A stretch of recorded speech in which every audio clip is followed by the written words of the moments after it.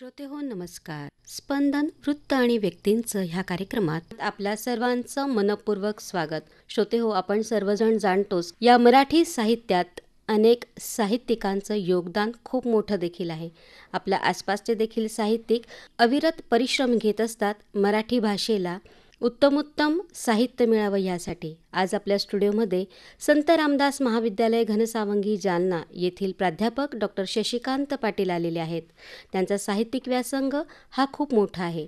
हा व्यासंग नेमका कसा आहे आणि त्याचा प्रवास नेमका कधी आणि कुठे सुरू झाला याबरोबरच त्यांचा कार्यप्रवास देखील जाणून घेऊया त्यांच्याशी संवाद साधून. सर नमस्कार, स्वागत आहे आपल्या स्टुडिओमध्ये. नमस्कार सर, आपला साहित्यिक व्यासंग आपण पुढे बोलता बोलता जाणून घेणार आहोतच, परंतु या साहित्यिक प्रवासाला नेमकी कधी आणि कशी सुरुवात झाली? आपण जसं प्रवास करतो, जन्मतः आपण ज्या कुटुंबामध्ये संस्कृतीमध्ये वावरतो, आज आपल्या एकूण महाराष्ट्र संस्कृतीमध्ये जर तुम्ही बघितलं आणि त्यातल्या त्यात आपल्या खानदेशभूमीमध्ये जर बघितलं तर आपल्या घरामध्ये एक आजीचा वारसा चालत आलेला आहे आणि वेगवेगळ्या सण उत्सवांच्या निमित्तानं तो वारसा आपल्याकडे आलेला आहे. मग बऱ्याचदा आपली आई जात्यावर बसलेली असताना, जात्यावर दळण दळत असताना किंवा झोका घेत असताना जुन्या काळी किंवा लग्नविधीच्या कार्यक्रमाला लोकगीतांचा सहवास तिला सातत्यानं मिळायचा आणि कळत नकळत ते बोल आपल्या कानावरती पडत जातात आणि त्याच स्वरूपाचा वारसा मलाही माझ्या घरामध्ये आईकडून तो मिळालेला आहे. म्हणजे शेतातलं खुरपण करत असताना किंवा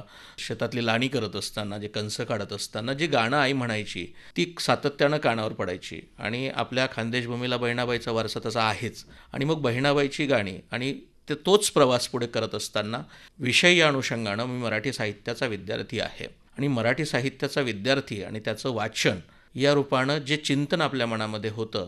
मला आठवतं की मी BA फर्स्ट इयरला असताना माझी माय नावाची कविता लिहिली होती आणि ती कविता साधारणतः उन्हाळ्याच्या कालखंडातली, मे या कालखंडातली आहे की आई त्या शेतातल्या ज्या काड्या वेचत होती, काड्या कचरा वेचत होती आणि काड्या कचरा वेचत असताना प्रत्येक कवी असेल, लेखक असेल, साहित्यिक असेल, हा आपल्या आईवर लिहितो आणि मग तीच प्रेरणा मला काहीशी तिथून मिळाली आणि माझी पहिली माय नावाची कविता मी शेतामध्ये विहिरीच्या शेजारी एक पाण्याची कुंडी असते सिमेंटची, त्या सिमेंटच्या कुंडीवरती सोबत पेन नव्हता, परंतु ज्या जाळलेल्या काड्यांमधली जी काळी काडी असते त्यातल्या 2 ओळी मी लिहिल्या होत्या. म्हणजे माय नित भांडली कष्टाला सदा मुरली मातीत, या स्वरूपाने मी त्या 2 ओळी लिहिल्या आणि नंतर ती पुढे माय नावाची कविता झाली आणि तिथून माझा कवितेचा प्रवास सुरू झालेला आहे. सर, आपला जन्म जो आहे तो खानदेशातला आहे आणि आपला सध्या कार्यप्रवास जो सुरू आहे तो मराठवाड्यात सुरू आहे आणि याच अनुषंगानं आपण मराठवाड्यात देखील कार्यरत आहात. मग जिल्हाध्यक्ष आपण आहात भाषा साहित्य संस्कृती आणि संशोधन परिषद जालना, सहसचिव आहात मराठवाडा साहित्य परिषद शाखा जालना, उपाध्यक्ष आहात सह्याद्री साहित्य प्रतिष्ठान औरंगाबाद, संस्थापक अध्यक्ष देखील आहात अथर्व बहुउद्देशीय सामाजिक सेवाभावी संस्था जालना. हा जो सगळा प्रवास आहे, हा जो सगळा अनुभव आहे की आपण अनेक साहित्य परिषदांमध्ये कार्यरत आहात किंवा साहित्यिक संस्थांमध्ये आपण एक हिरिरीने आपला सहभाग आहे, हा अनुभव आपला कसा आहे? मी जसं सुरुवातीला सांगितलं की आपण साहित्याचे विद्यार्थी असतो तेव्हा निश्चितच आपला जो अनुबंध असतो किंवा आपलं जी नाळ जुळल्या जाते ती अनेक साहित्य चळवळींशी आपोआप जुळल्या जाते. म्हणजे जिथं असे साहित्यिक उपक्रम व्हायला लागतात तेव्हा आपण स्वतःहून तिथे यायला लागतो. आम्ही विवेकानंद महाविद्यालयामध्ये 99 ते 2000 या कालखंडामध्ये MA मराठीला असताना आम्हाला पानतावणे सर गुरु होते, माझे डॉक्टर सुधीर रसाळ सर गुरु होते, रारण बोराडे सर हे आम्हाला शिकवायचे आणि मग त्या काळामध्ये यांच्या ग्रामीण साहित्य चळवळी असतील किंवा मराठवाडा साहित्य परिषद संभाजीनगरमध्ये त्यावेळेस फार मोठ्या प्रमाणामध्ये ॲक्टिव्ह होती, कार्यरत होती, आजही ती त्या प्रमाणात आहे.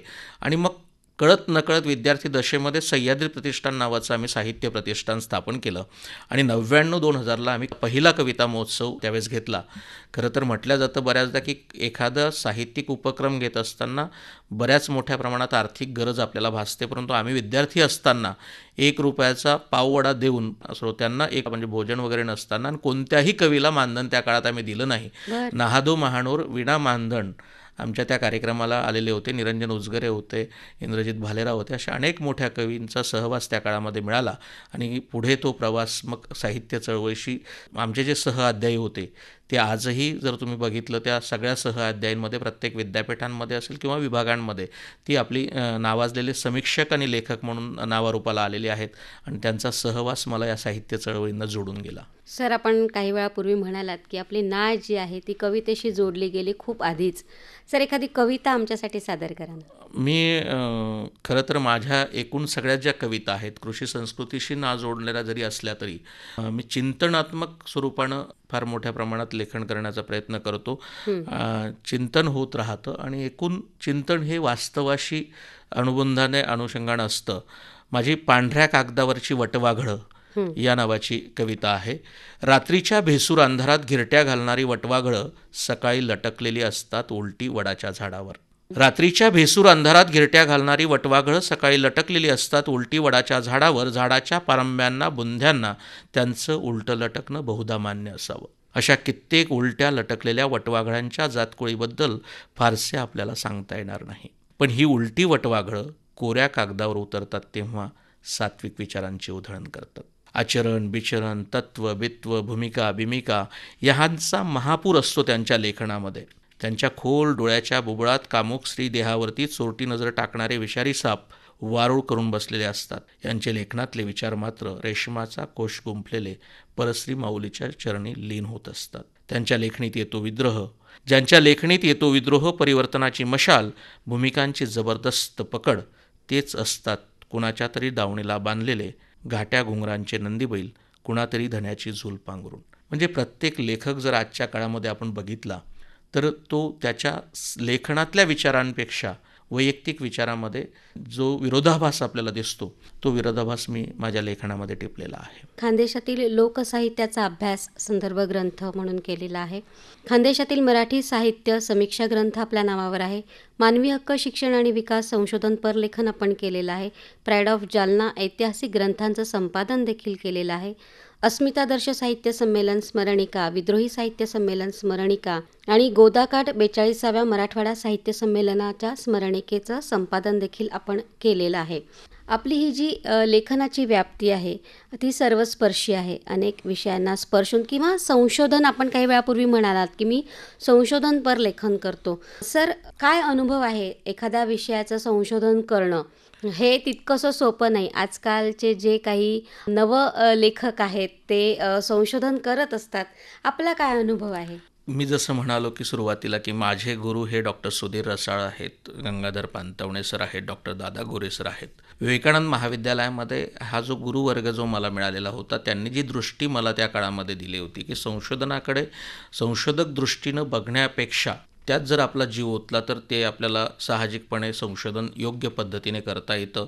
माझा विशेष भर खानदेशात, मी माझं सगळी जन्मभूमी खानदेश असल्याने सातत्यानं संपर्क खानदेशात असल्याने बोलीच्या संदर्भातली अस्मिता सातत्याने माझी राहिलेली आहे. पहिल्या अहिराणी साहित्य संमेलनापासून आत्ताच्या 5व्या-6व्या साहित्य संमेलनापर्यंत मी अहिराणी साहित्य संमेलनाशी निगडीत आहे. त्यातल्या त्यात डॉक्टर दागो बोरसे असतील किंवा रमेश सूर्यवंशी सर असतील किंवा कृष्णा पाटील यांना साहित्य अकादमीचा पुरस्कार अहिराणी बोलीच्या संदर्भात काम करण्यासाठी मिळाल्यानंतर मला असं वाटलं की आपण अहिराणी बोलीच्या संदर्भात ज्यांनी ज्यांनी काम केलेलं आहे, संशोधन केलेलं आहे किंवा संकलन केलं असेल तर त्यांचा आपण मराठी साहित्यामध्ये यथोचित सन्मान केला पाहिजे.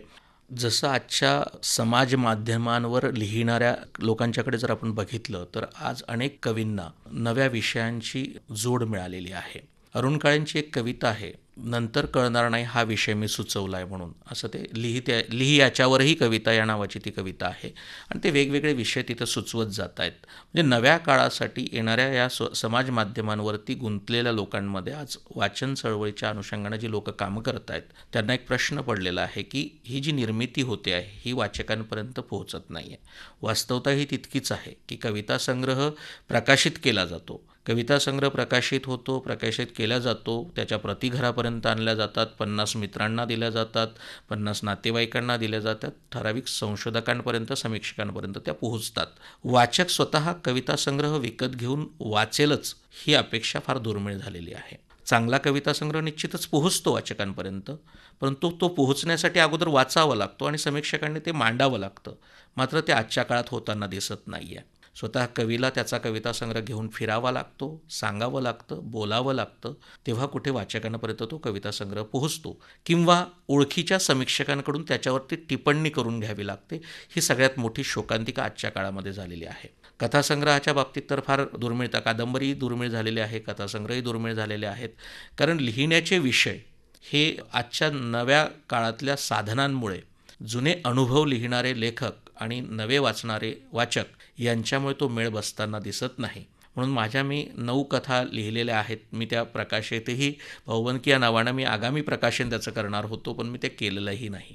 कारण काय झालं आहे, त्यातला जो अनुभव आहे तो अनुभव आम्ही कुठेतरी जेव्हा शेतात काम करत होतो लहानपणी, तेव्हा तिथला जो अनुभव आहे तो या नव्या वाचकांना कितपत पोहोचेल याच्याबद्दल ती साशंकता आहे. म्हणजे मग तिथं बैलगाडी असेल, आख असेल, कानखिळी असेल, असे अनेक संदर्भ आहे. जोत असेल, जू असेल, ज्याला आपण दुशेर म्हणतो, असे अनेक संदर्भ आहेत जे कृषी संस्कृतीशी निगडीत आहे. मग ते वाचकांना पोहोचतील का? तर खरं तर ते कसे पोहोचतील या संदर्भात मीच साशंक आहे. म्हणून मी फारसं त्या कथासंग्रहाला पुढे वाट देऊ शकलो नाही. मात्र कविता एका नव्या पद्धतीनं जी नव्या जनरेशनला येते आहे, तशी माझी नेक्स्ट जनरेशन नावाची एक कविता आहे. ती कविता मी आता नव्या पिढी कुठे जाते आहे त्याच्या संदर्भात आपण आता लिहितो आहोत. ऐकवा ना सर ती कविता मला. नक्कीच. नेक्स्ट जनरेशन नावाची जी आहे की ज्याला संगणकीय किंवा मोबाईलच्या भाषा आता जवळजवळ सगळ्याच मुलांना कळायला लागलेल्या आहेत. करप्ट झालेल्या मेंदूत इन्स्टॉल करता येत नाही मानवतेचा सॉफ्टवेअर. वा. करप्ट झालेल्या मेंदूत इन्स्टॉल करता येत नाही मानवतेचा सॉफ्टवेअर. हॅक झालेल्या हृदयाला करताही येत नाही अपडेट. हॅक झालेल्या हृदयाला करताही येत नाही अपडेट. त्यांचे हॅकर्स त्यांचा अँटीव्हायरस अनइन्स्टॉल करून ठेवत असतात. गुगलवर सर्च करून मिळवता येत नाही प्रेम. सापडत नाहीत कोणत्याही दुराव्याचे निरसन करणारे ब्लॉग्स. गुगलवर सर्च करून मिळवता येत नाही प्रेम. सापडत नाहीत कोणत्याही दुराव्याचे निरसन करणारे ब्लॉग्स. कोणतीही नसते वॉरंटी आणि गॅरंटी व्हॉट्सअप, फेसबुक आणि ट्विटरवरच्या नात्यांची. अशा पद्धतीनं ती पुढे वेगवेगळ्या आंतरजालाच्या संदर्भात भाष्य करणारी किंवा तुमच्या व्हॉट्सअपवरती शोक संदेश हसत हसत टेम्पलेट्स टाकणारे जे काही लोक असतात, अशा गमती जमती तुमच्या आमच्या व्हॉट्सअपवर आपल्याला बऱ्याचदा पाहायला मिळत आहेत. हो, निश्चितच. सर, आपण साहित्यिक समित्यांवर सहभागी आहात आणि साहित्य चळवळीशी निगडीत आहातच. यासोबतच आपण अनेक आयोजनामध्ये देखील सहभाग आपला आहे. मग अस्मिता साहित्य संमेलनाच्या आयोजनात आपला सक्रिय सहभाग असेल. श्रमिक साहित्य संमेलनाचं आपण आयोजन देखील केलेलं आहे. विद्रोही साहित्य संमेलनाचे आयोजन, राज्यस्तरीय कविता महोत्सवाचं यशस्वी आयोजन केलेलं आहे. राज्यस्तरीय भूमिजन आणि साहित्य संमेलनाचं यशस्वी आयोजन, 42व्या मराठवाडा साहित्य संमेलनाचं यशस्वी आयोजन आपण केलेलं आहे. आणि जेव्हा आपण आयोजकाच्या भूमिकेत असतात, ह्याच प्रकारच्या अनेक आयोजनामध्ये आपण सहभागी असतात, काय अनुभव असतात सर? आणि त्रुटी कोणत्या कोणत्या जाणवतात, अडचणी येत असतात, मार्ग कसा निघतो? खरं तर आपल्याला एखाद्या कार्यक्रमाला कोणी निमंत्रित केलं तर आपण सन्मानानं एखाद्या कार्यक्रमाच्या ठिकाणी जातो आणि सरळ मंचावरती जात असतो. पण त्याच्या पाठीमागं त्या आयोजनाच्या पूर्वी 2 महिने नाही तर साधारणतः मराठवाडा साहित्य संमेलनाच्या वेळेचा अनुभव आमचा असा आहे. आमच्या संस्थेचे माजी संस्थापक आदरणीय शिवाजीराव चोथे साहेब यांनी ते स्वागताध्यक्षपद स्वीकारलं आणि 42वं मराठवाडा साहित्य संमेलन घनसावंगीला झालं संत रामदास महाविद्यालयामध्ये. तेव्हा 6 महिने त्याच्या आयोजनापाठीमागची संपूर्ण टीम जेव्हा आमची काम करत होती आणि साहजिक आम्ही मराठीचे प्राध्यापक असल्यामुळे त्यात हिरिरीने आणि सक्रिय सहभागामध्ये आम्ही होतो. अशा अनेक कार्यक्रमांचं आयोजन करत असताना आपल्याला खूप मोठी मेहनत घ्यावी लागते आणि त्यातल्या त्यात ते यशस्वी कसं होईल याची सातत्यानं मनामध्ये भीती असते. भीती निमंत्रित केलेल्या व्यक्तींच्या संदर्भात नाही तर श्रोतावर्ग कसा येईल याच्या संदर्भात सातत्यानं आपल्याला लागलेली असते. आज जर आपण कवी संमेलनाचं एखादं आयोजन करायचं जरी ठरवलं असलं तरी आयोजन करत असताना आपण निमंत्रित कवी म्हणून अनेक कवींना बोलवू शकतो, परंतु श्रोता म्हणून येणारी जी संख्या आहे ती फार रोडावलेली आहे, फार कमी झालेली आहे. त्यातल्या त्यात या उपक्रमांच्या संदर्भातली फक्त आवड असणाऱ्या लोकांमध्येच ती आहे. कारण मी आता बघतो की तुम्हीही बघत असाल की आपल्या परिसरामध्ये की एखादा साहित्यिक कार्यक्रम असेल तर तो ठरलेला 200 ते 250 किंवा 150चा जो श्रोता आहे तोच श्रोता प्रत्येक कार्यक्रमांमध्ये आपल्याला दिसतो. नवीन श्रोता येताना दिसत नाही, त्याच्याबद्दलची आवड निर्माण होताना दिसत नाही आहे. म्हणून ती फार मोठी गरज आपल्याला वाटायला लागते की श्रोता हा त्या कार्यक्रमांना आला पाहिजे अशी आपल्याला सातत्यानं वाटतं आणि तीच भीती मनामध्ये राहते. म्हणून कार्यक्रमाच्या आयोजनासंदर्भामध्ये आता येणाऱ्या कार्यक्रमांमध्ये किंवा नवीन कार्यक्रम एखादा आयोजित करायचा तर पहिल्यांदा आपल्याला विचार करावा लागेल की श्रोतावर्ग येईल का. तर ही एक मोठी अडचण त्याच्यामध्ये आहे.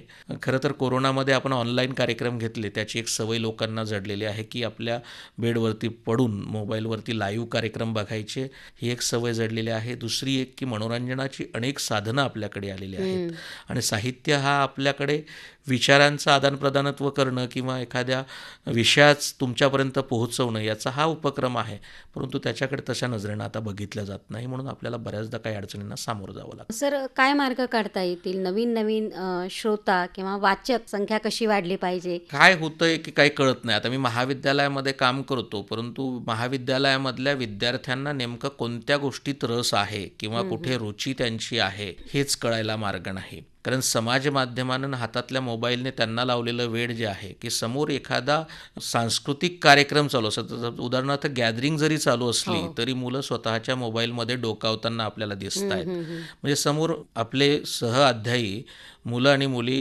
नृत्य करत आहेत किंवा कार्यक्रम सादर करत आहेत, कला सादर करत आहेत, एखादं प्रहसन नाट्य, विनोदी नाट्य चालू असेल किंवा एखादा गंभीर विषय चालू असेल तरी त्याच्या भावनेशी समरस होताना ही आजची तरुण पिढी दिसत नाहीये. ही फार मोठी शोकांतिका येते आहे. युवक महोत्सवमध्ये जाऊन बघा, अनेक कलाकार वेगवेगळ्या कला सादर करताना दिसत आहेत. आज जुन्या काळामध्ये असं व्हायचं की महाविद्यालयामध्ये युवक महोत्सवाला जाण्यासाठी माझा नंबर केव्हा लागेल किंवा माझी कला सादर करण्यासाठी माझं सिलेक्शन होईल का, आनंद वाटायचा आणि त्या तिथल्या शिक्षकांशी आपण भांडायचो कला सादर करताना, किंवा मला कविता लिहिता येईल का, ती लिहिण्याचा मी कसा प्रयत्न करू, अशासाठी भांडणं व्हायची. म्हणजे मुलांमध्ये स्पर्धा लागायची, भांडणं होणे म्हणजे स्पर्धा लागायची. साधारण 90चा काळ होता तो. 95-99 पर्यंतचा तो कालखंड म्हणजे आम्ही शिकत असतानाचा तो कालखंड. नंतरच्या काळात नेमकं काय घडलंय तेच काही कळना की नव्या पिढीला नेमकं कशात रुची आहे असा मोठा शोध आता आपल्याला लागणार आहे. मला वाटतं जुन्या काळात तेव्हा उपनयनाचा संस्कार केला जायचा की हा नेमका कुठल्या खेळण्याशी रमतो आहे म्हणून त्याला त्या गुरुकुलात पाठवायचं. तर तसं काही आता नव्यानं काही करता येईल का की आपल्या मुलाला नेमकं कशात रुची आहे, परंतु तसं होताना पालकाच्या दृष्टिकोनातून तसं होताना दिसत नाही. चित्र काढणाऱ्या मुलाला त्याच्यापासून दूर केलं जातं आणि त्याला दुसरंच काहीतरी टेक्निकल किंवा कौशल्य प्राप्त होणाऱ्या शिक्षणाकडे वळवलं जातं. ही सगळ्यात मोठी आपली दुर्दैवाची बाब आहे. अगदी वास्तवता आपण मांडलेली आहे सर. ह्यासोबतच आपण अनेक कादंबरींना प्रस्तावना आणि मलपृष्ठावर प्रतिक्रिया देखील दिलेल्या आहेत. इथपर्यंत जेव्हा आपण येऊन पोचतो, एखाद्या कादंबरीला, दुसऱ्याच्या कादंबरीला आपली प्रस्तावना असणं किंवा मलपृष्ठावर आपली प्रतिक्रिया असणं, तो एक वेगळा आनंद असतो. काय सांगाल? आम्ही जेव्हा विद्यार्थी होतो तेव्हा बोराडे सरांचं मलपृष्ठावर एखाद्या लेखकाच्या कादंबरीच्या मलपृष्ठावर एखाद्या मोठ्या लेखकाची प्रतिक्रिया असायची किंवा दादा गोरेसारख्या समीक्षकाची, डॉक्टर सुधीर रसाळ सरांच्या समीक्षकांसारखी यांच्या प्रतिक्रिया असायच्या. नागनाथ कोत्तापल्ले सरांची प्रस्तावना घेण्यासाठी खूप कादंबरीकार, कथाकार, कविता संग्रह फमूंची मलपृष्ठावर प्रतिक्रिया घेण्यासाठी, फमू शिंदेंची किंवा एखाद्या कवीच्या संदर्भात अभ्यासकाची प्रस्तावना घेण्यासाठी अनेक लेखक कलावंत जी आहेत ती जायची त्यांच्याकडे आणि ते अप्रूप वाटायचं त्या गोष्टीचं की नाही असं आपल्याला कधी करता येईल का. मला आनंदाचा भाग असा आहे की खानदेशमधल्या अनेक कलाकृतींना माझ्या प्रस्तावना आहेत. म्हणजे खानदेशचे कथा आणि कथाकार नावाच्या ग्रंथालाही माझी प्रस्तावना आहे. तर लतिका चौधरी यांच्या, संजीव गिरासे असतील, अशोक कोतवाल यांच्या अनेक साहित्याला माझ्या प्रतिक्रिया आहेत, त्याच्यावरती समीक्षा लेख आहेत. मग मला त्या ठिकाणी वाटलं की ते आपलं नाव तिथे पाठीमागं आलं,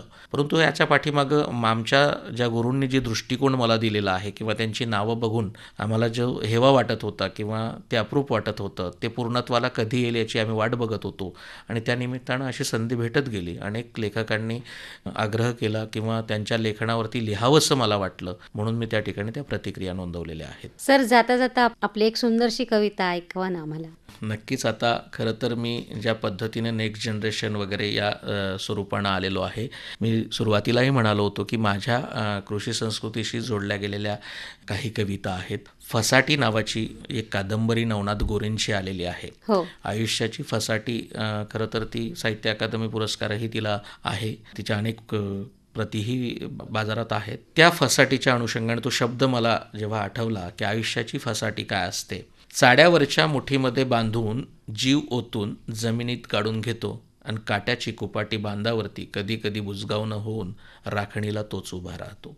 चाड्यावरच्या मुठीमध्ये बांधून जीव ओतून जमिनीत गाडून घेतो, काट्याची कुपाटी बांधावरती कधी कधी बुजगावणं होऊन राखणीला तोच उभा राहतो. गोफणीच्या खड्याला स्वप्नांचे डोळे देऊन माचीवर उभा राहतो तेव्हा, गोफणीच्या खड्यांना स्वप्नांचे डोळे देऊन माचीवर उभा राहतो तेव्हा आभाळातला भेसूर चित्कार त्याच्या काळजाचा फास होतो. माचीवर उभा राहतो तेव्हा आभाळातला भेसूर चित्कार त्याच्या काळजाचा फास होतो. नशीब आणि नियतीचं पालथं ताट, नशीब आणि नियतीचं पालथं ताट बांधकोरीसारखं होत जातं खपाट. वांज तासासारखे त्याचे पाय घर शिवाराच्या भोवती काटे फासासारखी ओढत जातात फसाटी, काटे फासासारखी ओढत जातात फसाटी.